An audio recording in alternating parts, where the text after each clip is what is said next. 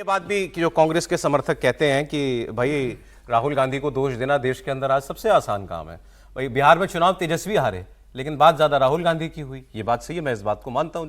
अगर अच्छा ही कर सकते थे तो तेजस्वी अच्छा कर लेते थे, कांग्रेस से ही इतनी अपेक्षा करने की क्या जरूरत थी।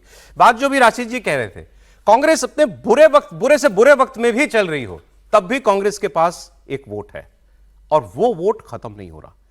क्या यही एक ताकत है जिसने कांग्रेस को बस उस एक आखिरी पानी के नीचे जाने से जो है वो बचा रखा है? वो मैं आपको एक बार दिखा देता हूं, वो भी डेटा प्रूव करता है उस बात को। ये देखिए आप अगली स्क्रीन पर कुछ वोट शेयर्स आएंगे, राज्यों के भी और देश के भी। जहां पर राज्यों में कांग्रेस की बुरी हार हुई है, उसमें महाराष्ट्र में 12.5%, दिल्ली में 0 सीट, 6.5% से भी कम, जम्मू कश्मीर में लगभग 12% और बिहार में लगभग 8.7%। किसी राष्ट्रीय पार्टी के लिए यह परिस्थिति बहुत खराब परिस्थिति कही जाएगी।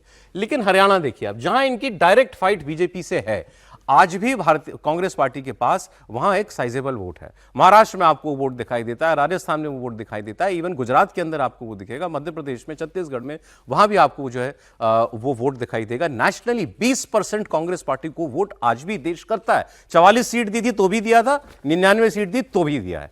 ये कांग्रेस पार्टी की हकीकत ये भी है, इससे भी हम लोग इनकार नहीं कर सकते हैं। अगले उस पर आ जाए। लेकिन ग्राफ पीछे कितना जा रहा है, पॉलिटिकल पावर या पॉलिटिकल स्ट्रेंथ कितनी कम हो गई है, ये तो हम लोकसभा की ज्यादा बात करते हैं। टोटल भारत में जितने असेंबलीज हैं, विधायक जितने राज्यों में, उनके कुल विधायकों की संख्या अगर आप देखें तो उसमें किसका कितना शेयर है, तो एनडीए के लगभग 57% विधायक हैं पूरे देश में। इंडिया गठबंधन जिसमें कांग्रेस है उसके 30% है, बाकी के 13%। लेकिन इंडिविजुअली कुल 4123 विधायकों में से अकेले 1654 भारतीय जनता पार्टी के। देश में सारे विधायकों में बीजेपी का शेयर 40% है और कांग्रेस पार्टी का शेयर आ गया 16% पर। तो यह भी जो है एक हकीकत है। और राहुल गांधी पर सवाल क्यों, उसका उत्तर भी अगली स्क्रीन पर आपको मिल जाएगा।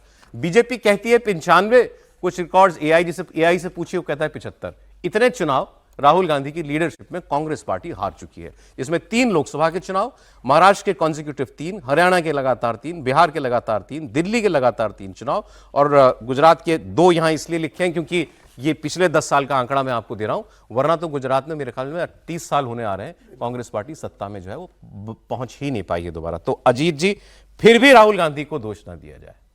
नहीं, देखिए दो तीन बातें कहना चाहें। जैसे राशिद साहब ने कही, एक बात कही कि सरकार 5 साल के लिए चुनी जाती है। हमको ध्यान नहीं आ रहा है, राशिद साहब ने इतिहास लिखा है कांग्रेस पार्टी का, 3 या 4 नेता हैं आजादी के बाद, या 5 मुख्यमंत्री होंगे जिन्होंने कभी भी 5 साल का कार्यकाल पूरा किया है।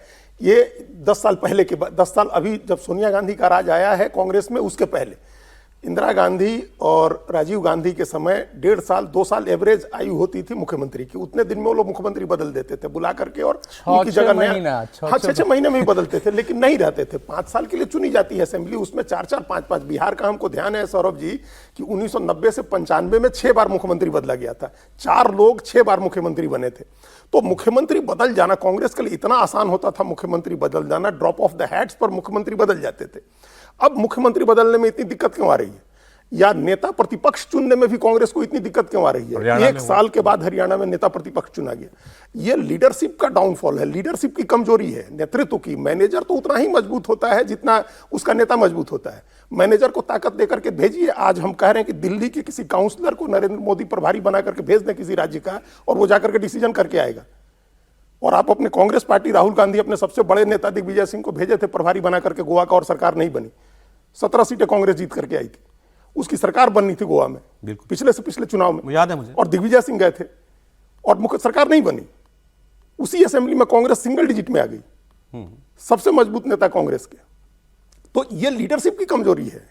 आज नरेंद्र मोदी हमेशा कह रहे हैं कि किसी पार्षद आप कह रहे हैं कि अगर पार्टी के नेता खुल के लड़ रहे हैं जैसे कर्नाटक में, तो ये तो कमजोरी गांधी परिवार की दिखा रहा है कि भाई आपकी रेट लागू नहीं हो पा रही, नहीं लागू होती है। और सब फिर एक बार हम दोहरा रहे हैं जो हम कल आपके प्रोग्राम में कह रहे थे कि क्यों आपने वादा किया कि हम बनाएंगे 2.5 साल के बाद, जब एक उस समय मोरल अथॉरिटी थी राहुल गांधी की, उनकी यात्रा के बाद कर्नाटक का चुनाव हुआ था। आप मोरल अथॉरिटी थी, आप सिद्धारमैया को ही बनाते, लेकिन कोई कमिटमेंट नहीं करते डीके शिव कुमार से या उन्हीं से कि भाई हम आपको मुख्यमंत्री बना रहे हैं। ये एक बात इसमें इंपॉर्टेंट बात है, हम ये बता दें आपको कि वो राहुल गांधी जब चुनाव लड़ने गए थे, लड़ाने कर्नाटक का, तो एक मंत्र लेकर के गए थे नीतीश कुमार से। वो नीतीश कुमार का मंत्र था, फरवरी 2023 में देकर के गए थे कि जाति गणना करानी है और आरक्षण बढ़ाना है। जितनी आबादी उतना हक पर जाकर के वो चुनाव लड़े थे। वहां बजरंग दल को बैन करेंगे, आबादी के अनुपात में आरक्षण देंगे, जातिगत गणना कराएंगे। इसलिए उनकी मजबूरी थी कि आप डीके शिव कुमार को उसका चेहरा बनाया है, आप इनको माफ करिएगा सिद्धारमैया को चेहरा बनाया तो आप सीएम बनाए, उनको बना देते। डीके शिव कुमार को कमिटमेंट नहीं करते तो आज ऐसी स्थिति नहीं आती।